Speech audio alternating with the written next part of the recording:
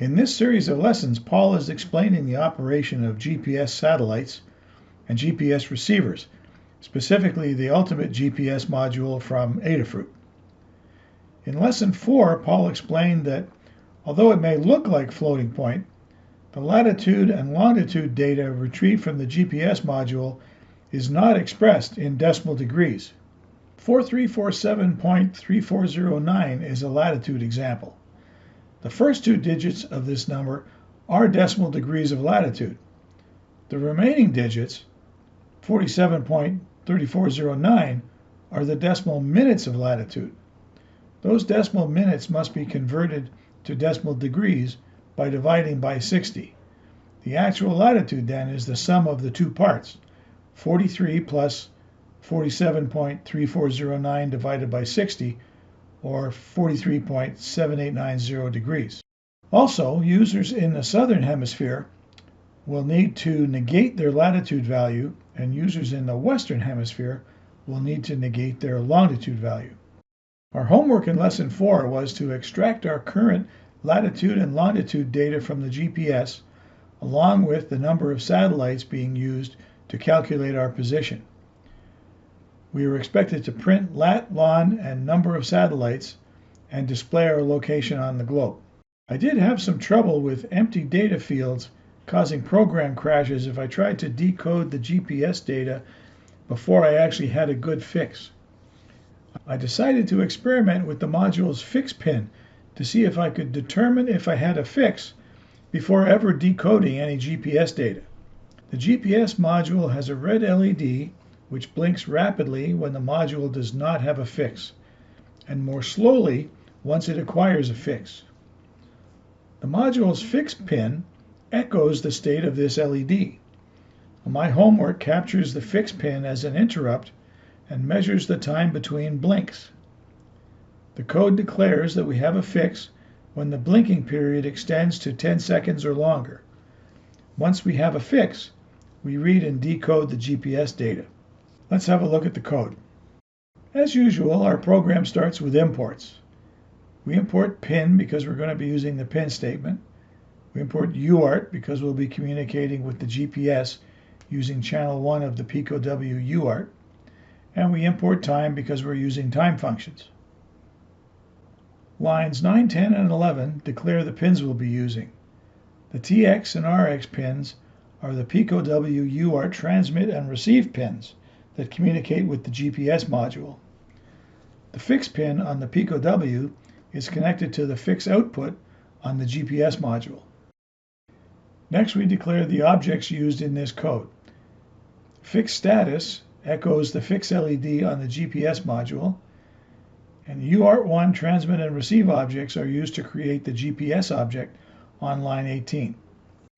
We declare our variables on lines 22 to 24. Fix limit is the minimum number of seconds between fix LED blinks that signifies we have acquired a fix. Got a fix is a Boolean indicator of whether we have a fix or not, and previous pulse start is used in the got a fix logic. Fix status is defined as an interrupt on line 45. Whenever the fix LED comes on, the fix status pin goes high, triggering the interrupt and calling the fix status ISR defined on line 29.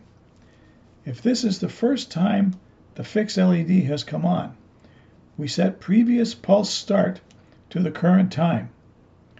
During any following blinks, the period between blinks will be calculated.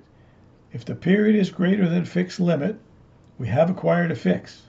Otherwise, got a fix remains false. The raw sentence variable is temporary storage for our GPS data. Here we clear the raw sentence variable and enter the standard try except clause and while true loop. GPS data is reported in a number of well-documented statements known as NMEA sentences. Paul strongly suggests that we store each sentence type in its own list.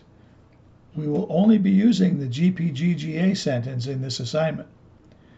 If we do not have a fix, we clear the GPGGA variable, message the user, and wait in a do-nothing loop until got a fix becomes true.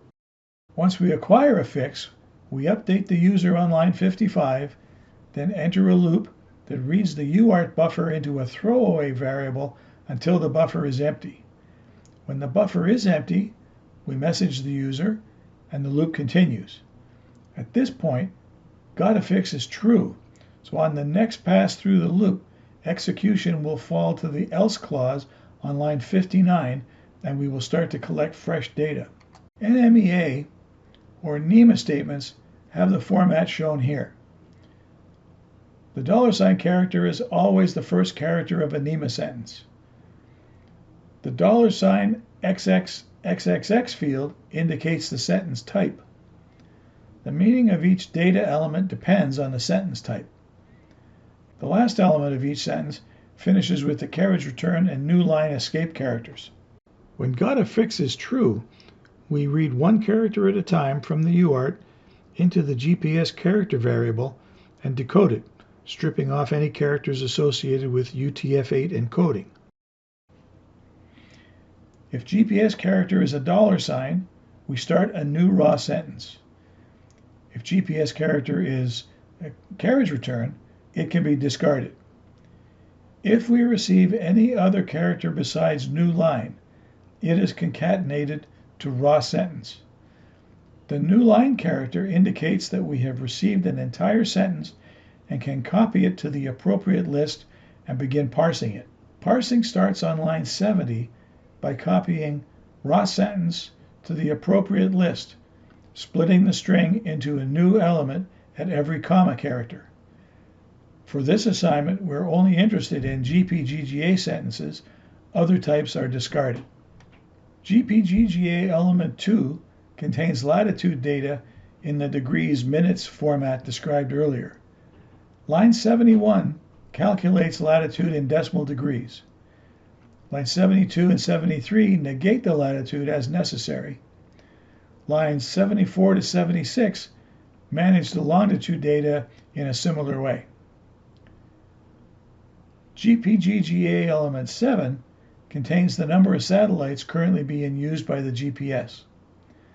Line 78 prints a data summary. If the user presses Ctrl-C, the accept clause will release the UART and close the program gracefully. Here's how it works. We power up the system and run the program. The fixed status ISR monitors the time between LED blinks.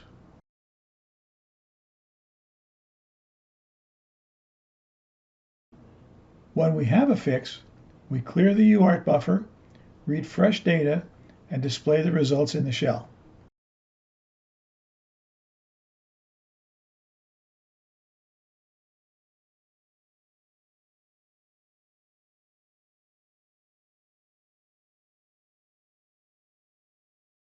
Let's see what happens if we manually search for one of these lat-long pairs in Google Earth.